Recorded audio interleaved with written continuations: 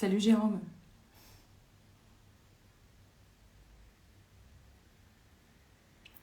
Alors bonjour à tous.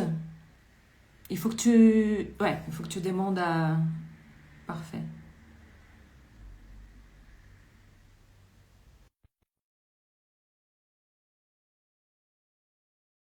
Bonjour à toutes les personnes qui rejoignent ce live. Avant de commencer, je pose toujours la même question. Est-ce que vous m'entendez bien? Est-ce que je suis audible, visible comme il faut? Bienvenue Jérôme, bienvenue Saya. Bonjour, nous sommes là. Parfait. Alors, on va juste avoir la confirmation si quelqu'un veut bien me mettre un petit commentaire que on est bien visible et audible pour que je puisse démarrer. Bon, en attendant cette petite confirmation, je vais quand même démarrer. Donc, bienvenue à tous qui sont là ce midi parce que vous êtes intéressés par justement l'intervention d'un chien, la médiation canine au sein de séances de sophrologie ou autres. Donc aujourd'hui, c'est Jérôme qui va vous parler de ça, puisqu'il a une expérience. Il y a Laurence qui confirme que tout est parfait. Merci beaucoup, Laurence. Donc Jérôme a cette expérience. Hein, il a intégré sa chienne Saya qu'on voit en image dans certaines, pas toujours, dans certaines de ses interventions en sophrologie, et il va justement nous en parler aujourd'hui. Donc, je vais laisser bien sûr la parole à Jérôme dans quelques secondes. Il va se présenter de lui-même, mais les abonnés à la plateforme Sophro Continue, vous le connaissez déjà, sauf si vous n'avez pas encore regardé le dernier atelier qui a été publié à la fin du mois de mai, parce que Jérôme, il est entre autres spécialisé dans l'accompagnement des enfants neuroatypiques et il nous a fait un très bel atelier où il nous a expliqué voilà, comment la sophrologie peut, en complément évidemment de tous les autres accompagnements médicaux et autres qu'ils peuvent avoir par ailleurs, comment la sophrologie peut accompagner ces enfants-là. Donc, si vous êtes abonné, allez-y. L'atelier, il est vraiment très complet, il est très intéressant. Mais aujourd'hui, on ne va pas parler spécifiquement des enfants neuroatypiques. On va aussi, ils sont là parce que c'est eux qui vont être justement aidés éventuellement par Saya. Mais on va surtout parler de la médiation canine. Et donc, je te laisse, Jérôme, te présenter déjà dans un premier temps et ensuite, on va parler de Saya. Bonjour, merci beaucoup en tous les cas pour l'organisation de ce live. Je ne sais pas si on m'entend bien. Oui, Peut-être si tu peux approcher un peu plus de là, ou alors approcher ton téléphone. on peut. On t'entend, hein, mais peut-être pas hyper fort. Là, est-ce que c'est mieux? Oui, c'est un peu Ouais, mieux. c'est mieux? Ok. Donc, je suis Jérôme Stahl, sophrologue, installé à Lyon, Mhm, déjà depuis bientôt 2 ans maintenant. Et au cabinet, donc j'accueille, donc je suis spécialisé en périnatalité, enfance, adolescence et puis mhm, sommeil. Puis après, j'accueille aussi tout type de public qui souhaite être accompagné avec la sophrologie. mhm, Et depuis bientôt 1 an maintenant, Saya m'a rejoint au cabinet mhm. pour travailler avec, en priorité, comme tu le disais, les enfants qui sont la cible plutôt des accompagnements en médiation canine. Même Mhm, si effectivement les adultes en bénéficient aussi, mhm, les adolescents aussi beaucoup, et pas la périnatalité par contre, puisqu'il n'y a pas spécialement ce besoin. mhm, Et puis souvent les femmes enceintes essaient un peu aussi de se protéger des mhm, animaux, ce genre de choses. Donc mhm. voilà. Donc c'est surtout avec les enfants que Saya va éventuellement intervenir parce qu'elle n'intervient pas à chaque fois. Voilà, t'as pas un cabinet de médiation canine et sophrologie. La médiation canine est un éventuel plus dans certaines situations, c'est ça? C'est un complément effectivement que j'ai mis en place il y a à peu près 1 an. Mhm, En fait, Saya donc a 4 ans, c'est une mhm, Labrador. mhm, Donc souvent, ce sont des chiens aussi prédestinés à mhm, l'accompagnement, comme les Golden. Ce sont des chiens qui souvent, de par leur comportement, de par leur caractère, sont souvent destinés dans l'accompagnement, donc soit en chien guide, soit chien d'assistance, mhm, ou bien la médiation canine, qui est mhm. un autre cas particulier. D'accord. Mais du coup, d'après ce que j'ai compris, t'as pas pris Saya dans ta vie pour ça. Non, Elle était dans ta vie. Tu étais c'est-à-dire que sophrologue, c'est c'était au déjà départ partie de deux ma choses. vie.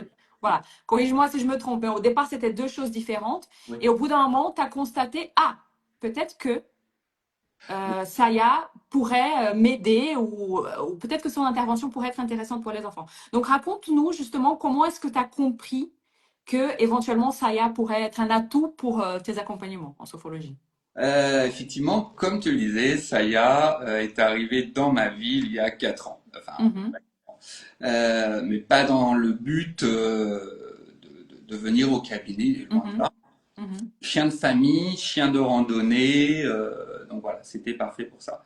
mhm, Et puis, Saya a suivi une éducation, donc chez un éducateur, mhm, et cet éducateur trouvait que Saya avait une grande empathie envers les humains. mhm, Elle était très mhm, curieuse, très attentive.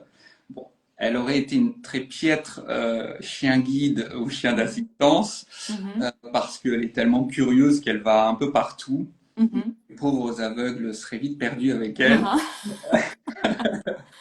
C'est pas Mais sa voilà. spécialité à elle, mais Non, c'était pas sa spécialité. Elle n'était pas du tout prédestinée pour ça. Mhm, Et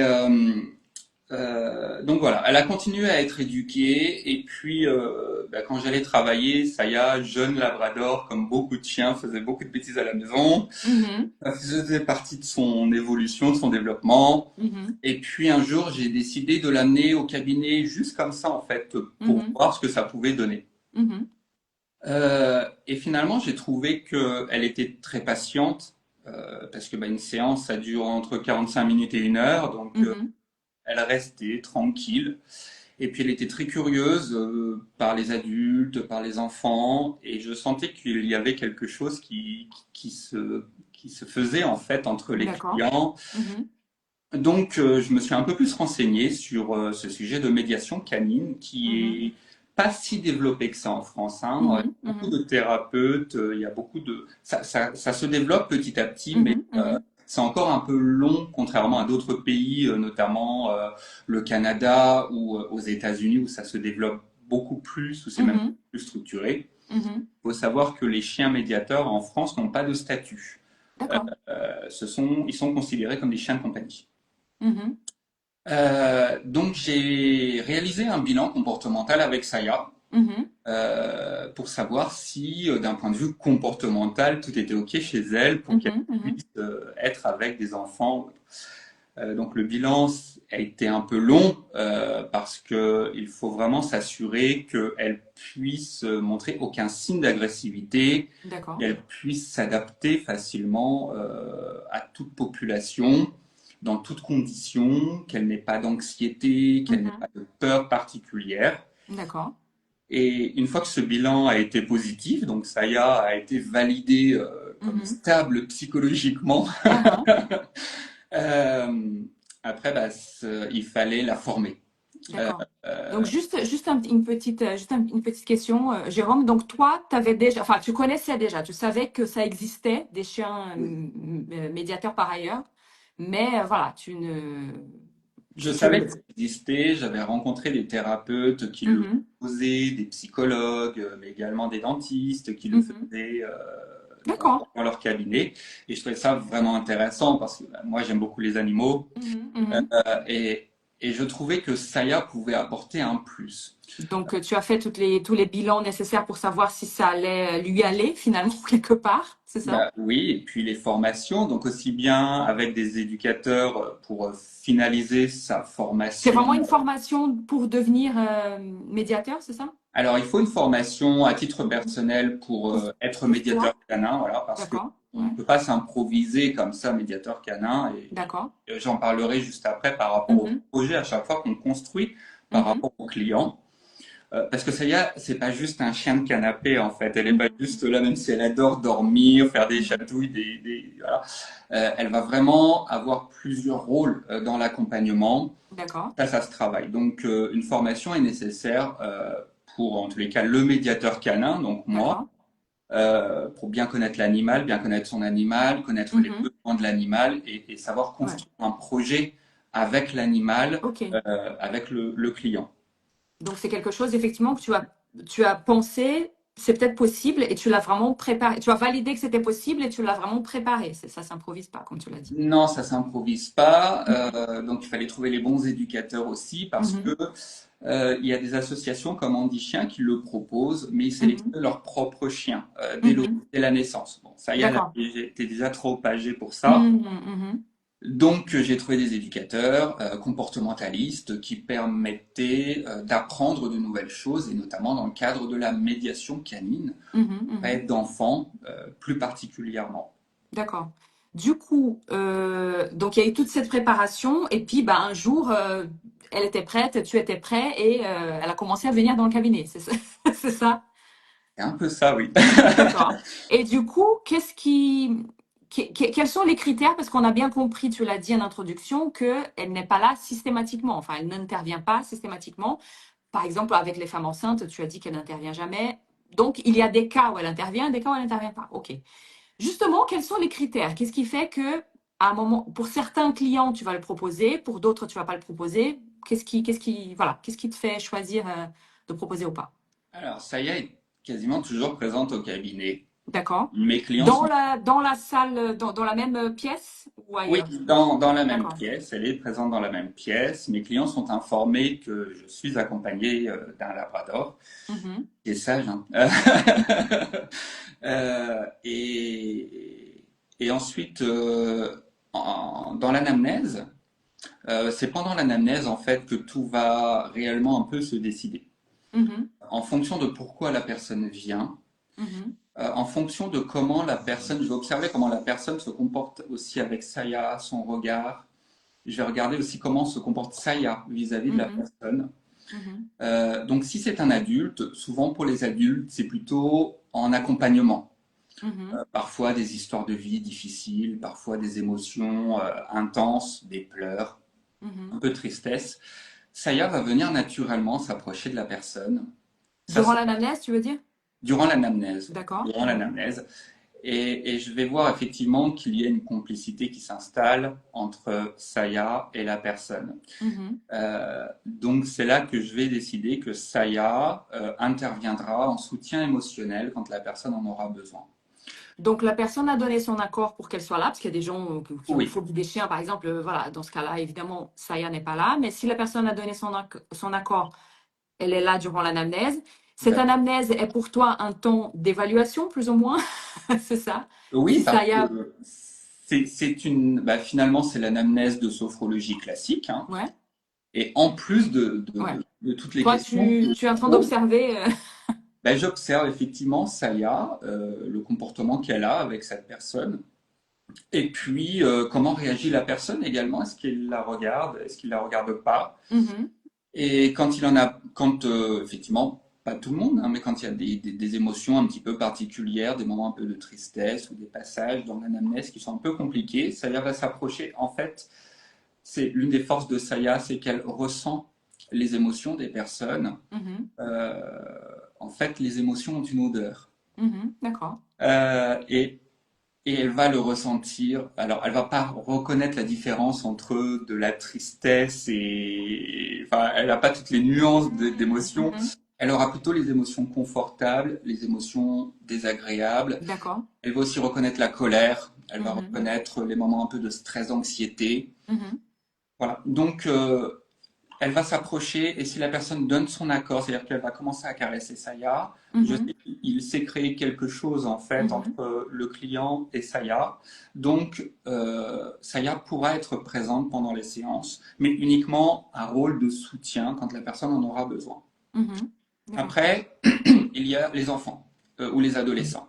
Donc, Mhm, quand un enfant vient au cabinet, surtout il présente une neuroatypie ou un trouble neurodéveloppemental important, là, je fais un bilan en fait avec les parents avant, surtout pour valider la présence de Saya. mhm, Et là, il y a un vrai travail d'observation quand l'enfant est présent et que Saya est également présente pour voir comment va se comporter l'enfant vis-à-vis de Saya. mhm, Et ça va être très important pour savoir si Saya sera juste là en tant que soutien émotionnel ou elle aura un rôle thérapeutique dans l'accompagnement mhm. avec cet enfant. Donc, tu vas nous parler de ces rôles dans quelques instants, ces différents rôles qu'elle Voilà. peut avoir. Ouais. Et puis, parfois, elle peut juste faire acte de présence. D'accord. Elle est présente, la personne n'a pas spécialement besoin, ne crée pas spécialement de lien avec Saya. Donc Saya, elle est dans son panier pendant la séance, elle ne bouge pas. Voilà, c'est un Mhm. peu les trois rôles finalement. Mhm. C'est soit Mhm. un rôle vraiment de soutien émotionnel, Mhm. soit un rôle thérapeutique parce qu'elle va être intégrée à part entière dans le protocole, Mhm. ou alors elle sera là juste en tant que présence uniquement. Donc, tu as dit soutien, juste présence, et le troisième, c'était quoi, pardon? La présence, le Ouais. soutien et le rôle thérapeutique. Rôle thérapeutique. Et du coup, ça, c'est systématiquement quelque chose que tu décides durant l'anamnèse ou ça peut arriver que durant un accompagnement où au départ elle n'était pas là, tu décides que finalement. Principalement, je le vois durant l'anamnèse. Mhm. Euh, oui, durant l'anamnèse, je vois réellement ce qui se passe entre la personne et Saya. Je vois si elle va pouvoir apporter un rôle précis Mhm. dans l'accompagnement ou juste parfois un soutien. En fait, ça dépend vraiment aussi de la particularité de la personne qui vient. Mhm. Et je vais tout de suite savoir finalement en fonction de pourquoi il vient, est-ce que déjà elle pourra avoir un rôle thérapeutique ou pas. Et puis, en fonction de comment ça se passe en première séance. Alors parfois, il faut plusieurs séances, parce Mhm. que ça se passe pas toujours bien, hein. Mhm. Parfois, quand un enfant autiste vient au cabinet, bah, la première séance, elle est très compliquée avec le chien, Mhm. parce que l'enfant se retrouve dans un nouvel univers avec de nouvelles personnes, donc c'est très déstabilisant pour lui. Mhm. Mais en même temps, les parents et lui-même, ils ont donné leur accord Bien pour qu'elle sûr. soit là. Oui, bien Oui, sûr. bien sûr. Toujours. Par contre, ça, c'est toujours obligatoire qu'il y ait bien Mhm. l'accord des parents, l'accord bah, du client, voilà, Mhm. et que l'enfant soit aussi volontaire. Et du coup, d'après ce que j'ai compris, je finis sur le public et ensuite je vais te demander justement de nous dire comment elle intervient. Mais justement pour le public, d'après ce que j'ai compris, c'est surtout les enfants et Surtout les encore enfants et plus les les adultes. enfants neuroatypiques. Oui, alors tous les enfants, finalement, D'accord? en fait, psychologiquement, tous les Mhm. enfants, enfin, une majorité d'enfants aiment beaucoup Mhm. les chiens parce que bah, Mhm. c'est un peu l'objet transitionnel. Parce que Mhm. finalement, on se rend compte que quand on est bébé, quand on est jeune enfant, nos peluches sont souvent des Mhm. animaux. Ouais. Nos dessins représentent Mhm. souvent des animaux. Mhm. Les dessins animés représentent beaucoup des animaux. Ouais, c'est vrai. Mhm. Et finalement, c'est un peu une prolongation de voir un animal. Bah, tout Mhm. de suite, on se replonge un peu dans Mhm. dans son enfance. Mhm. Et tout de suite, on est attiré, on est curieux, on a envie de faire des câlins, des bisous, voilà. Et, et donc, les enfants, de manière générale, sont tout de suite très à l'aise. Voilà. Mhm. C'est plus un seul adulte qui est en face d'eux, Mhm. c'est un adulte et avec un Et chien. voilà, il y a quelque chose d'un peu plus doux ou peut-être un peu moins inconnu, même si Oui. la chienne elle-même n'est pas connue, mais il y a un truc un peu plus. Voilà, je comprends. Mm. Voilà. Et après, effectivement, les enfants qui présentent une neuroatypie, on en Mhm. parlera juste après, ils ont un besoin supplémentaire. D'accord. Parfois, il y a des enfants qui, par exemple, ne parlent pas beaucoup. Mhm. Ils sont assez enfermés sur eux-mêmes, ou même des adolescents. Parfois, les Mhm. adolescents, c'est très compliqué, hein, en première séance, en anamnèse, à ce qu'ils nous fassent confiance, à ce qu'ils parlent un peu de leur intimité, de leur Mhm. environnement. Et en fait, souvent, ce que je remarque, c'est que Saya les présente comme là, et ils vont la Mhm. caresser, et puis finalement, ils vont parler, ils vont parler, ils vont Il y a parler. quelque chose qui se lâche, et qui s'ouvre plus facilement. Finalement, c'est comme s'ils parlaient à Saya, Ouais. mais finalement, en fait, ils me parlent. Donc, Mhm. c'est un peu, elle va vraiment jouer ce rôle de médiateur, finalement. Mhm. Mhm. Ils vont se livrer, la parole va se libérer. Ils vont Mhm. dire des choses que parfois ils n'auraient pas osé dire en première séance. Ils l'auraient peut-être Mhm. dit plus tard, ou Mhm. pas du tout. Mhm. Mais Saya inspire tout de suite la confiance, la Mhm. détente, le calme, la confidentialité. Mhm. Donc Je ça comprends. amène, ça Et amène. du coup, un peu plus concrètement, donc tu nous as dit qu'elle avait trois rôles. Bon, il y en a un, elle est juste là, mais elle n'intervient pas. Ok, j'ai compris. Et il y a deux rôles, parce que moi, je voudrais comprendre ce qu'elle fait exactement. Donc, tu as un enfant, voilà, autiste, par exemple, ou un autre. Comment est-ce qu'elle peut intervenir? Tu avais parlé de deux rôles, soutien ou rôle thérapeutique. C'est quoi exactement? Qu'est-ce qu'elle fait? Alors, on va commencer par le soutien émotionnel. Mhm. Alors, le soutien émotionnel est assez vaste. Mhm, Elle peut uniquement intervenir donc d'elle-même en fait. Ça, elle le fait d'elle-même. mhm. Elle ressent quand il y a une émotion qui est très intense. Elle va s'approcher de l'enfant ou du client et puis elle va apporter son soutien. Donc un câlin, elle va se laisser faire finalement pour apporter tout le soutien que la personne a besoin. Donc, en gros, elle vient près de l'enfant, elle reste là pour se laisser caresser ou elle-même, elle, voilà. Voilà, faire un Mhm, bisou, faire un câlin, mhm, et ça va beaucoup apaiser finalement, mhm, parce que l'animal n'est pas jugeant, mhm, ouais, l'animal n'est pas regardant sur mhm, l'émotion. mhm, L'animal arrive en toute simplicité, mhm, euh, naturellement, mhm, parfois un peu pâteau même, donc c'est même mhm, souvent un peu drôle. mhm, Euh, et ça va beaucoup apaiser finalement en se disant, bon, je vais prendre un peu de recul, je vais prendre un peu de hauteur, et mhm, les pleurs que j'avais ou la tristesse que je ressentais à ce moment-là, je peux la dépasser. Ça y a m'a aidé et je me sens mieux. mhm, Ça, je le remarque beaucoup quand il n'y a pas la présence de Saya. Quand une personne pleure, bah, en fait, en tant que sophrologue, en mhm, tant que thérapeute, en fait, on va pas lui faire un câlin à la mhm, client. On va mhm. dire Principe non. oui, effectivement. Alors que Saya, naturellement, elle vient tout de suite, elle saute. Enfin, si la personne autorise, elle vient sur le canapé, elle monte sur la personne, et tout de suite, bah, la personne fait un câlin, fait un bisou, fait une caresse, et, euh, et parfois va Donc, un voir rôle, Saya. ouais, un rôle Oui, d'apaisement dans un certaines grand rôle situations. d'apaisement, Oui. de complicité, Mhm, quelque chose de naturel qui se crée entre mhm. l'enfant ou le client et le chien. D'accord. Elle peut également intervenir aussi comme élément de motivation dans le soutien Mhm, émotionnel, notamment avec des enfants qui présentent de l'hyperactivité, donc des mhm, troubles du déficit de l'attention avec ou sans hyperactivité, pour travailler le temps, la notion de temps. mhm. Donc, je l'avais présenté dans l'atelier, notamment sur les neuroatypies. Il faut pas oublier qu'à la base, on fait quand même des centres de sophrologie. Hein. Mhm, mhm, C'est pas dénaturé, donc je ne dénature pas la sophrologie quand même. mhm, Mais par exemple, pour un enfant qui présente une hyperactivité, ça peut être très difficile de réaliser un exercice de relaxation dynamique en entier, ou de mhm. m'écouter, ou D'accord. d'écouter une visualisation. Donc là, elle Mhm. va intervenir, Saya, notamment comme à la fin de l'activité, tu pourras jouer avec Saya. Ah, Donc, ok. donc là, à ce moment-là, bah, ça crée une motivation pour l'enfant, ça Ok. va travailler son attention, et Mhm. après, il a cette petite récompense de pouvoir faire un jeu avec Saya. D'accord.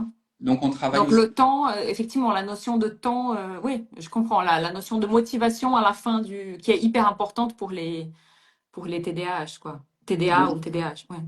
Voilà. Elle intervient également en termes de soutien pour les enfants autistes qui présentent des crises autistiques. Mhm, Donc là, ça y est, elle a été formée spécifiquement lorsqu'un enfant a une crise dans le cabinet, ce qui n'est mhm, pas fréquent, mais ça peut arriver à tout moment. mhm, Le sophrologue n'intervient pas en fait pendant cette crise, hein, on n'est pas formé pour ça, et mhm, même si j'ai été sensibilisé à cela, à un moment mon rôle aussi s'arrête. Hein. mhm. Ça y est, intervient tout de suite. D'accord. Ça y est, intervient tout de suite pour calmer l'enfant. Mhm, Donc c'est très particulier comment elle intervient parce que mhm. chaque crise est un peu différente, D'accord. Et mais elle sait quoi faire d'une certaine façon. voilà. Bah, par exemple, la dernière crise qui s'est passée au cabinet, un petit enfant de 6 ans, euh, on faisait une activité, donc il y avait des plumes, et à un Mhm, moment je lui dis on va passer notre activité. Et cet enfant était très frustré que je lui ai dit on arrête. mhm, Euh, et finalement, il est parti en courant dans la salle d'attente. Il s'est glissé sous les fauteuils de la salle d'attente et il a commencé mhm, effectivement un peu à faire des cris, à se taper un peu la tête contre les murs. mhm, Et donc la maman elle s'était absentée quelques instants en fait pour récupérer son autre enfant mhm, à la sortie de l'école. Et donc là, ça mhm, est intervenue en courant. Elle a aboyé sur l'enfant pour attirer son attention. mhm, Et puis, en fait, elle l'a tiré par le vêtement pour le sortir mhm, mhm, dessous le canapé. mhm, mhm, Et après, elle léchait l'enfant, donc sur les mains, parce qu'elle ne lèche pas le visage. Elle mhm, m'a appris à ne pas lécher les visages. Et puis, elle le bousculait, en fait, pour mhm, finalement l'enfant se concentre sur elle et non plus euh, sur sa crise. Alors, parce que c'est Mhm. compliqué hein, pour l'enfant, il peut pas gérer entre guillemets cette crise. Mhm. Fort que lui, c'est une surcharge intense qu'il subit. Donc Euh, ce serait, pardon, ce serait un rôle de, entre guillemets, je connais rien au sujet, hein, mais ce serait un rôle de distraction un petit peu pour c'est qu'il ça, ne... donc elle va apporter finalement, elle va détourner l'attention pour Oui, que c'est l'enfant ça, pour qu'il se sorte de sa concentre. crise. Ouais. Mhm. Et après, l'enfant va serrer fort Saya contre lui. Mhm. Et voilà. Donc c'est comme ça un peu aussi qu'elle intervient, notamment Mhm. pour un peu atténuer. Alors parfois ça fonctionne, parfois la crise est trop intense et ça y arrive Mhm. pas. Mais en tous les cas, elle peut avoir ce rôle. Donc c'est vraiment ça le rôle de soutien émotionnel que Saya Mhm. peut apporter. Donc ça, c'est Après, du ponctuel. C'est des choses, alors ça voilà. effectivement, soit je l'intègre, notamment par exemple pour l'hyperactivité, elle est Mhm. intégrée Ah oui, finalement c'est dans vrai, ça le c'était décidé processus. en amont. Ouais. La crise effectivement, dans On l'idéal, il y en prévoit a. pas. Mais il peut y en avoir. Donc, Ouais. dans l'idéal, il n'y en a pas. Voilà. Mais c'est. Voilà. Et je sais que dans le cadre de mon protocole, je sais quand il va y avoir des moments un peu difficiles pour le Mhm. client ou même pour l'enfant, Saya pourra intervenir à ce moment-là pour apporter Mhm. le soutien dont il a besoin. D'accord. Après, il y a la plus grosse partie, effectivement, C'est le c'est rôle thérapeutique. le rôle thérapeutique. Donc Mhm. là, elle est intégrée complètement dans le protocole. Mhm. D'accord. Donc, c'est-à-dire que Saya va travailler par moment avec l'enfant. Donc, par exemple, dans des rituels. On va pouvoir travailler le rituel où l'enfant va brosser Saya. Mhm. Il va lui donner quelques croquettes. Il va lui nettoyer avec des lingettes ses coussinets. Mhm. Et ça va travailler aussi la valorisation de l'enfant, Mhm. d'avoir de la responsabilité envers un être vivant, Mhm. de la fierté de Mhm. réaliser quelque chose. Mhm. Mhm. Et je prends l'exemple d'un enfant qui souffrait, enfin qui souffre toujours hein, de dysphasie.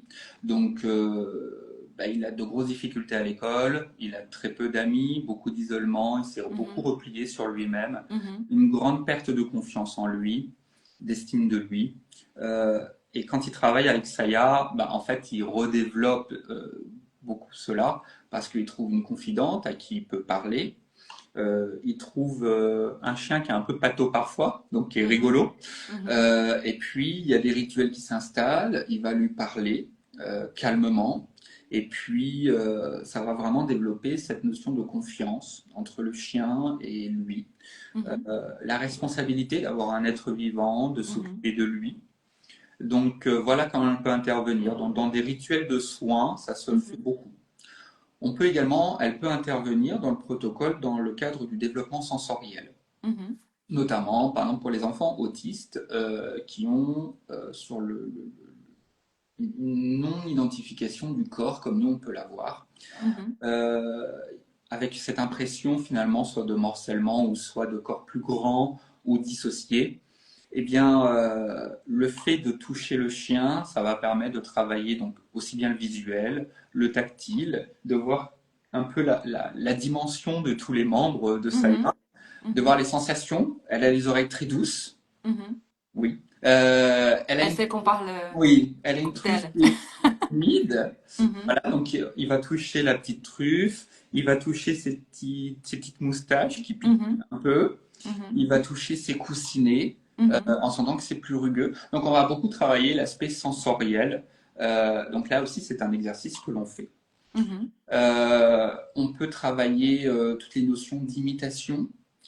Finalement, le chien va imiter l'enfant, l'enfant va imiter le chien. Mhm. La notion également de donner des ordres à un chien. Mhm. Euh, Voilà, c'est tous des exercices en fait qu'on va travailler, des exercices de peinture, des exercices de coloriage, de dessin du chien. Mhm. Euh, donc c'est tous des exercices qui vont être intégrés. Alors en plus des relaxations dynamiques, Oui. en plus des Mhm. visualisations, Mhm. eh bien on prend un temps pour intégrer le rituel du chien, Mhm.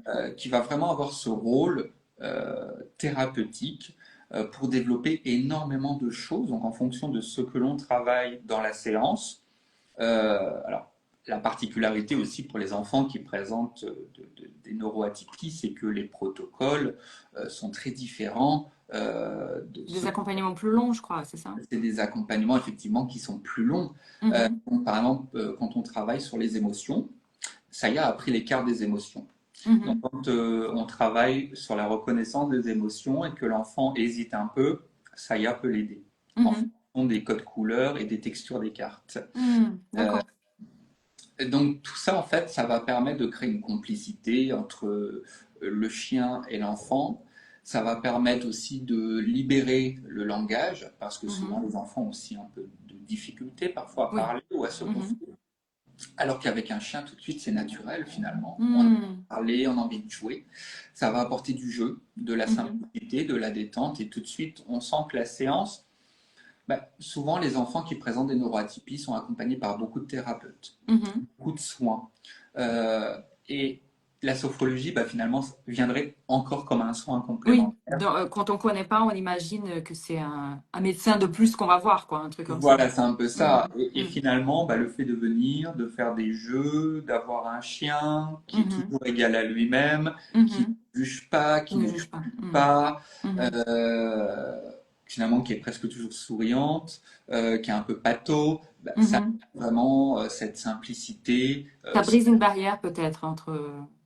Ça enlève effectivement des barrières Mhm, et ça amène quelque chose. Finalement, l'enfant, c'est comme s'il mettait de côté un petit peu tout ce qui lui arrivait mhm. et il se retrouve plus naturellement avec le chien. Bah écoute, c'est super intéressant ce que tu racontes. Bah, de toute façon, voilà, quand on en avait parlé, j'avais trouvé ça très intéressant et c'est pour ça que tu es là aujourd'hui. Et en toute humilité, on est entre sophrologues, hein. Je pense que toutes les personnes qui nous regardent sont des sophrologues plus ou moins débutants ou en tout cas, voilà, des sophrologues. Et j'imagine, hein, tu me corriges si je me trompe, mais j'imagine qu'au-delà d'aider les enfants, Saya, parce que là, je pense à ça quand tu racontais la crise, c'est très rare. Mais ça t'est déjà arrivé plus d'une fois d'avoir un enfant avec un trouble autistique qui fait une crise.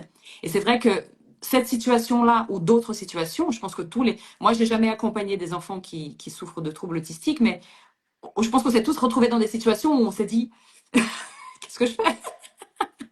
Et là, finalement, Saya, elle est là pour l'enfant, évidemment. Et j'imagine que toi, ça peut te soulager aussi par moment qu'elle soit là. Finalement, ça t'aide aussi, quoi. Oui, effectivement, euh, quand Sally est présente, elle amène aussi un peu d'ordre. Elle amène un peu de calme Mhm, dans la séance. Quand elle n'est pas là, enfin, quand on accueille un enfant qui vraiment a un TDAH bien avancé, avec une capacité d'attention de 1 ou 2 minutes, qui vous retourne le cabinet en 3 secondes, on se dit, mon Dieu, pas 10 comme ça dans la journée, pitié. Et puis juste après, on accueille un enfant autiste, puis après, on accueille. Non, voilà, effectivement, Heureusement qu'elle est là. Saya, elle amène aussi un peu d'ordre parce que elle joue un peu ce rôle de maîtresse finalement aussi. Mhm, mhm, Naturellement, quand elle voit que l'enfant est très agité, oui, quand elle voit que l'enfant est très agité, elle va le recentrer. Elle mhm, va s'approcher de lui. Elle mhm, va s'asseoir devant lui. mhm, Finalement, l'enfant va comprendre qu'il se passe quelque chose. Pourquoi Saya réagit comme ça? Ou mhm, parfois, quand il se met à courir partout, elle va se mettre à aboyer. Et là, c'est fin de récréation. mhm. Donc, elle apporte, Elle a un rôle un peu d'autorité aussi. elle a un peu un rôle d'autorité. Et puis, ça m'apporte aussi beaucoup parce que ça me soulage aussi parfois Mhm. dans des Ouais, c'est situations ça. où, effectivement, une crise autistique, moi, je peux pas spécialement la gérer. Ouais. Et puis, quand un enfant est hyperactif, par exemple, vous voyez, tu vois, sur l'hyperactivité, c'est aussi un moment où quand l'enfant arrive à se concentrer, après il peut se décharger sur Saya. Alors se Mhm, décharger sans jamais d'agressivité, hein. Alors mhm, ça peut arriver parfois avec certains enfants qui montrent un peu d'agressivité envers mhm, l'animal, mais mhm, ça c'est vraiment contrôlé. Mais finalement il arrive à se décharger émotionnellement en jouant mhm. avec Saya, en se roulant par terre Ouais. avec. Mhm, Et des choses que je ne pourrais pas avoir finalement mhm. si Ouais. Saya n'était pas présente. Ouais. Euh, Ça amène vraiment beaucoup de légèreté Mhm, aussi. mhm. parce qu'on parle des enfants qui présentent des neuroatypies, mais j'accueille aussi beaucoup d'autres enfants qui voilà, ont parfois des parcours de vie qui sont compliqués. Bon, en même temps, Mhm. s'ils viennent chez un sophrologue, c'est pas uniquement pour du bien-être. Mhm. Sur le papier, oui, mais dans la vraie vie, les parents viennent parce voilà, il y a des excès de colère, n'arrive Mhm. pas à gérer sa frustration, Mhm. Mhm. ou alors parce que on m'appelle aussi souvent pour des parcours de vie fragilisés, avec des parents qui ont Mhm. divorcé ou des parents qui ont été un peu maltraitants. Donc souvent, ce sont Mhm. des enfants qui sont un peu fragilisés Oui. déjà. Mhm. Et tout de suite, Saya va apporter de la confiance, va apporter de Mhm. la complicité, va apporter Mhm. quelque chose sur qui on peut se reposer. Ouais. Euh, et comme beaucoup d'enfants ou d'adolescents aussi, le fait de libérer la parole. Oui. Quand Saya n'est pas présente, ça m'est déjà arrivé des séances d'anamnèse avec un ado où je me suis senti bien seul quand même. Oui. Non. Ben, Oui, c'est ça. C'est ça. Donc quand on parlait des ressources, bah, j'aime rien. Ok, bon. Euh, oui, je vois. une anamnèse qui peut durer 10 minutes finalement. Mais l'alliance va se créer. En fait, c'est Mm. naturel. L'alliance va se Mm. créer. Et Saya tout de suite amène cette légèreté Mhm. voilà, euh, va amener cette légèreté. Et finalement, l'adolescent, souvent, quand il a Saya, ben, il va parler en la caressant, en pensant presque parler à sa peluche ou en C'est pensant ça, parler qu'à il y Saya, a un truc qui se, ben, peut-être, oui, qui se libère qui tout se de suite. libère. Je comprends. Mais il est Alors, toujours important aussi hein, que Saya prenne pas toute la place. oui, Et bien sûr. Ils ça, viennent c'est faire de vraiment... la sophrologie et puis Oui, Saya est un plus.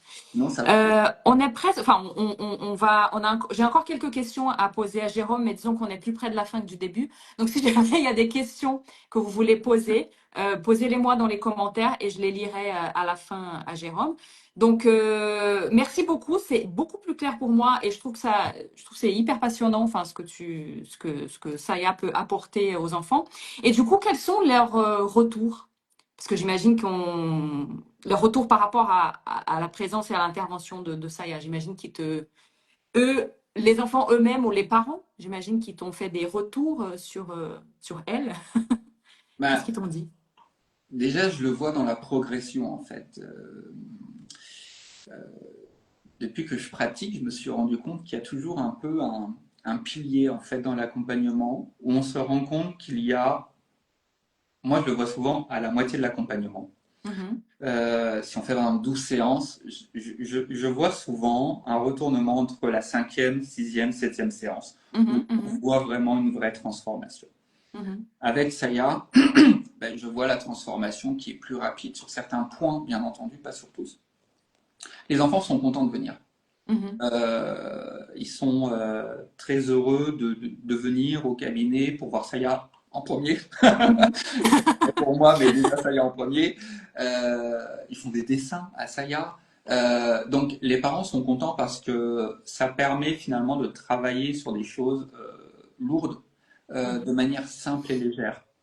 Ils voient l'évolution qui est rapide. Ils voient également tout le travail que fait Saya avec ses enfants, sans jamais juger, sans jamais être agressive, tout le temps dans le calme. Je le vois aussi beaucoup dans, bah, comme je le dis, l'évolution des enfants qui parfois sont accompagnés pendant des années avec des traitements ou certains thérapeutes. Et bah, ils baissent un peu les bras, les parents baissent un peu les bras.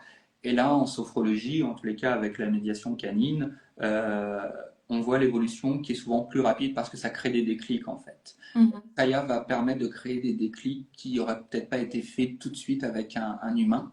mhm, Donc les retours sont toujours positifs. J'ai jamais mhm, eu de retour négatif.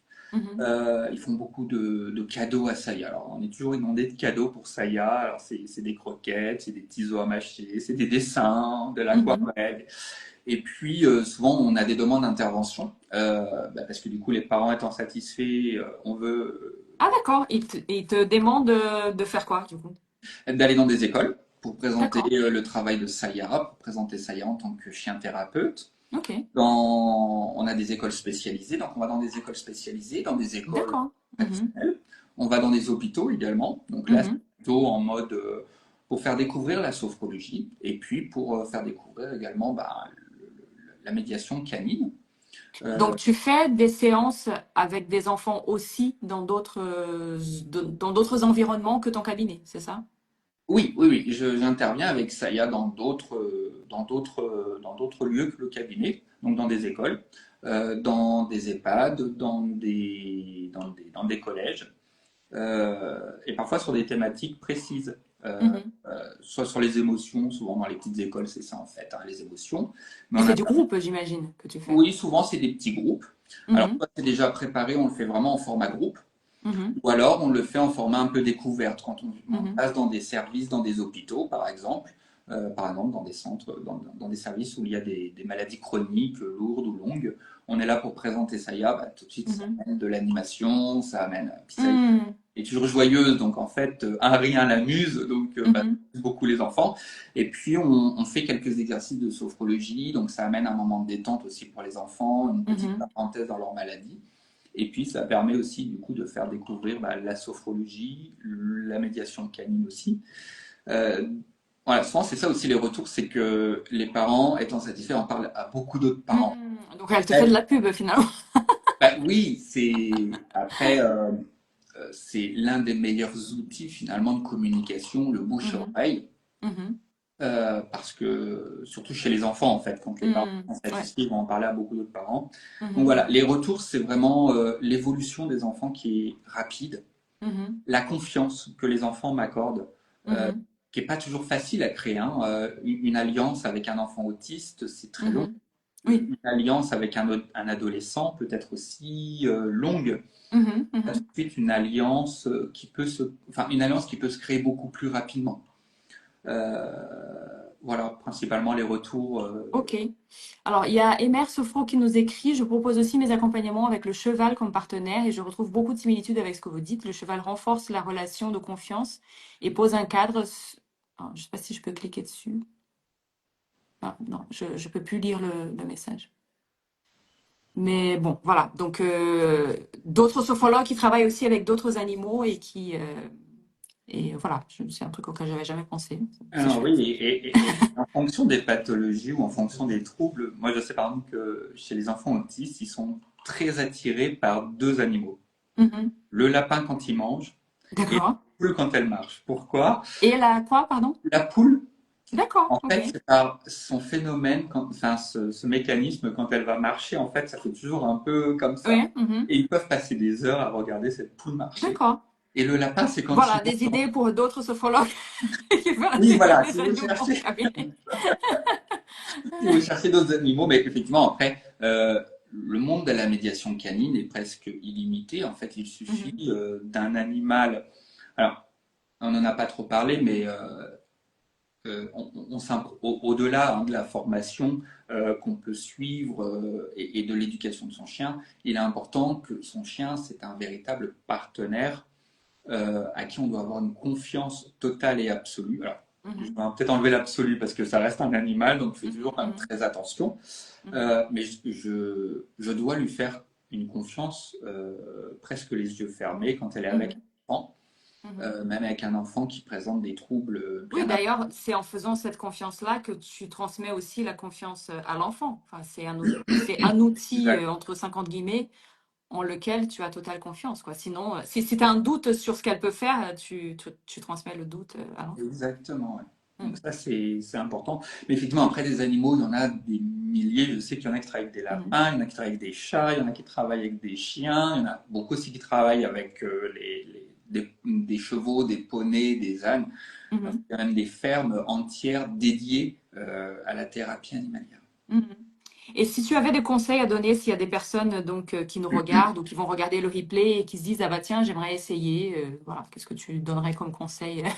La première chose, c'est déjà aimer les animaux, Ouais. avant toute Oui. chose. Euh, c'est pas un outil. Alors, Oui, c'est pas un cahier, c'est pas une mandala qui vont non. colorier quoi. Alors, C'est un être Saya me vivant. coûte, Saya me coûte plus cher que ce qu'elle me ramène d'argent, hein. Donc D'accord. C'est un point important. voilà, hein, les croquettes coûtent cher, le vétérinaire coûte cher, Mhm, et surtout en fait, voilà, veiller au bien-être animalier, bien-être de son animal avant toute chose. Ça, on s'en était parlé, hein, Simone, c'était que Saya travaille un certain nombre d'heures avec mon cabinet. Mhm. Parfois, quand la semaine était très longue ou les Mhm. cas ont été très difficiles, Saya se repose à la maison. Mhm. Ouais, Euh, bien sûr. il y a les moments de jeu. Saya aime beaucoup jouer avec ses congénères, les autres chiens. Il y a des moments de Mhm. balade, il y a les moments de Mhm. repos, de soins. Donc, tu veilles à tout ça, quoi, à ce qu'elle ait une vie saine, d'une certaine Très façon. important, surtout pour son équilibre mental, parce Ouais. que parfois certaines semaines ont été très surchargées en termes de Mhm. déplacements ou en termes de séances, et je sentais que Saya n'était plus réceptive, et ça c'est pas bon, ni pour finalement elle, ni Mhm. pour l'enfant ou le client qui est Ah, donc tu as pu accompagné. remarquer qu'elle, elle aussi, elle commençait à saturer. Je sais pas si c'est le terme.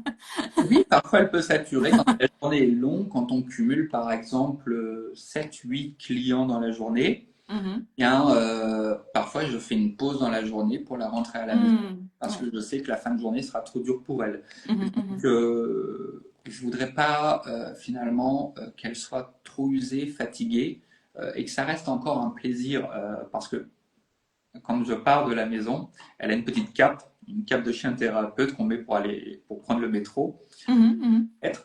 Euh, donc ça, dès qu'elle voit sa cape, elle est très très heureuse finalement de la Mhm. Elle sait porter. qu'elle, ouais. Mhm. Euh, mais il faut veiller à ça. Donc, effectivement, les conseils, c'est d'aimer les animaux, de travailler son projet bien en amont parce que ça ne s'improvise pas, Mhm.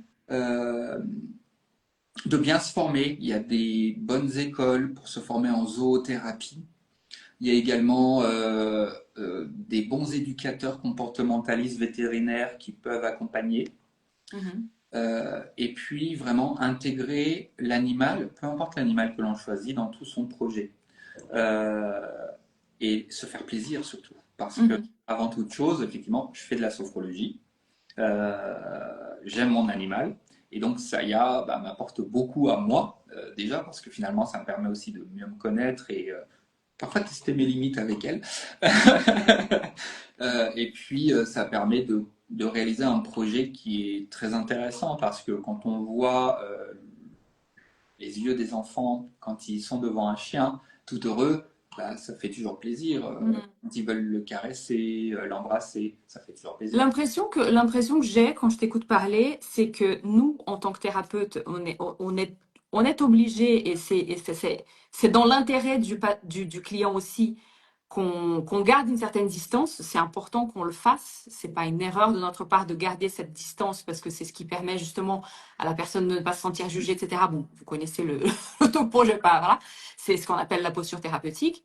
Mais quelque part, j'ai l'impression que voilà, quand je t'écoute parler de Saya, j'ai l'impression qu'elle apporte ce côté un peu plus décontracté, un peu plus amical, entre guillemets, un peu plus, voilà, qu'on Ah n'est oui, pas censé avoir et ben, qu'on n'est pas censé avoir avec nos clients, quoi. on l'a.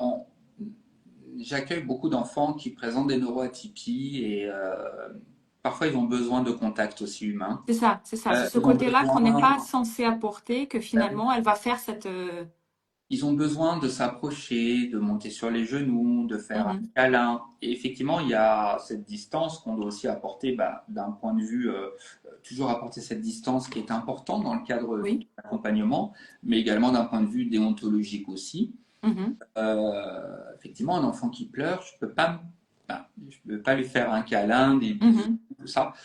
Ça y est, tout de suite intervient. Donc, Oui, c'est ça, c'est ça. finalement, ça amène, comme tu le dis, ça amène ce que je ne peux pas apporter en tant que thérapeute. Mhm.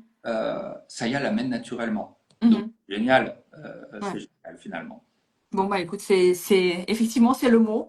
C'est génial. Merci beaucoup, Jérôme, pour tout ce que tu as partagé, Merci parce que je beaucoup à pense que toi. c'est très, voilà, comme tu disais, hein, c'est pas, enfin, moi, je connaissais personne qui faisait ça, donc voilà, c'est pour ça aussi que j'ai voulu t'inviter ici. Je pense que ça va donner des idées. C'est hyper riche. C'est intéressant voilà, de savoir que surtout, tu n'as pas un cabinet de médiation canine, mais c'est un atout en plus de la sophrologie. Tu Oui. restes, voilà, surtout sophrologue avant tout. Et j'imagine qu'avec d'autres techniques aussi, ça peut fonctionner. Il y avait donc MR Sophro, je complète ce qu'elle disait tout à l'heure, c'est la personne qui parlait du fait qu'elle utilise le cheval, donc qui a beaucoup aidé dans certains de mes accompagnements d'enfants ou d'ados aussi, donc présentant des TDA avec ou sans H notamment. Donc toujours, voilà. J'ai l'impression effectivement que ça aide peut-être tout le monde, mais surtout les enfants qui vont avoir des neuroatypies. Effectivement, ça aide tout le monde, tous les enfants déjà, ça c'est Mhm. une certitude. Bon, hormis ceux qui en ont peur, bien Qui entendu. ne, voilà, ouais. Euh, Ça aide beaucoup aussi les enfants qui vont avoir des parcours de vie fragilisés, Mhm. des maladies, des handicaps. Il y a de grands projets également qui se dessinent autour de la douleur, Mhm. des maladies chroniques, mais aussi bah, voilà, des enfants qui auraient eu des enfants maltraités. Mhm. J'en ai qui viennent au cabinet et c'est vrai que c'est bah, déjà pour soi c'est compliqué hein, d'entendre. J'ai des enfants aussi qui sont dépressifs, donc qui ont des troubles psychiques. Mhm. C'est compliqué d'entendre ça aussi, de se dire mon Dieu, mais comment à cet âge-là on peut avoir des pensées comme ça? Comment on Mhm. peut déjà avoir vécu tout ça? Mhm. Euh, et ça aide beaucoup. Mhm. L'animal aide énormément à apaiser cela, à trouver quelqu'un de confiance, Mhm. à trouver, à se sentir aimé. Mhm. Parfois, il y a des enfants qui disent mais je ne suis pas aimé, Mhm. personne ne m'aime. Euh, Mhm. Bah là tout de suite, voilà, ça y est, à Oui, la c'est réponse. ça, c'est l'impression, cette impression-là qu'il y a cet aspect amour, affection qu'on n'est pas censé apporter en tant que thérapeute parce qu'on apporte d'autres choses, hein, mais que finalement elle va apporter. Voilà. Et oui, parce que finalement, tu vois, le process qu'on va entamer en sophrologie pour un enfant qui aurait une dépression, pour un enfant qui aurait une grosse perte de confiance en soi liée, par exemple, à de la maltraitance, ou liée à de l'abandon, ou liée à des choses diverses et variées, des parcours de vie compliqués, le processus en sophrologie va être long, Mhm. très long, parce qu'il va falloir que l'enfant nous fasse confiance, il va falloir que le travail de la sophrologie fasse effet, mais Mhm. en plusieurs C'est pas séances. magique, ouais, c'est Ben un non, c'est pas processus. magique. Et puis Mhm. peut-être que ça marchera pas non plus, hein, Mhm. en fonction des clients que l'on a. Mhm. Ben, avec Saya, tout de suite, ça amène, avec un animal, finalement, ça amène beaucoup de choses instantanément. Mhm. Et ça, c'est, voilà, ça amène tout de suite de la valorisation, ça amène tout de suite de l'estime, de la confiance, d'être aimé, d'être valorisé. Pour ceux qui ont suivi l'atelier que tu proposes sur la plateforme Sophro Continue, sur les neuroatypies, on a beaucoup cette notion de confiance en soi, d'estime de soi ou de Mhm. valorisation, notamment dans les troubles 10. Mhm. Ben, finalement, quand j'arrive à m'occuper un chien, quand je lui dis Saya, assis, et qu'elle s'assied, ah, c'est cool, elle m'écoute. Bon, elle Mhm. a pris, bien entendu, Mhm. ou Saya donne la patte. Ben, Ah, je ah, comprends, ouais. voilà. Ça a l'air d'être des petites choses, mais ça a beaucoup de valeur pour ces enfants-là. Et exactement, ça amène Mhm. des choses concrètes, immédiates, Mhm. qu'on Mhm. verrait sur du plus long terme finalement Mhm. avec la sophrologie de manière naturelle. Super, bah écoute, merci beaucoup, beaucoup, beaucoup, Jérôme. C'était très riche ce que Merci tu à nous as toi. partagé ici. J'espère que voilà, que tu auras énormément de succès dans ton activité de sophrologue et avec ou sans Saya, parce que vraiment, voilà, ce que tu apportes est génial. Et ça mériterait, je pense, d'être beaucoup plus connu. Voilà, et tu commences déjà à intervenir. Je ne savais pas que tu intervenais aussi avec elle dans d'autres endroits, donc j'espère que ça va se multiplier. Pas trop non plus, parce qu'elle a besoin de repos. Mais là, elle ronfle là, donc c'est bon. Ah, bah super. Donc, nos voix l'ont bercé. Tant mieux. Bah écoute, un grand merci. S'il y a, voilà, j'imagine qu'il y a des personnes qui vont peut-être le voir en replay et qui viendront vers toi poser des questions, je ne sais pas. Eh ben, Euh, n'hésitez surtout pas, ça me fera vraiment plaisir de répondre à toutes vos Peut-être qu'un questions. jour tu pourras former d'autres personnes qui voudront. Je sais pas, je m'avance. Peut-être, qui sait. Dans Voilà, tous les cas, créer une effectivement, formation, voilà, et voilà, je m'avance. Bon, s'il y a des merci beaucoup en questions, tout cas. effectivement, n'hésitez pas. Merci. Voilà. Donc, si vous avez des questions, n'hésitez pas, parce que là, on va arrêter. Donc, si vous avez des questions, n'hésitez pas à aller sur l'Instagram de Jérôme. Encore une fois, merci beaucoup pour ton temps, pour la Merci. générosité d'avoir partagé tout ça avec nous. On va laisser ça en replay et voilà. Bah, merci beaucoup à tous ceux qui étaient présents aussi en live. Merci, Jérôme. Merci, au revoir. Bonne journée.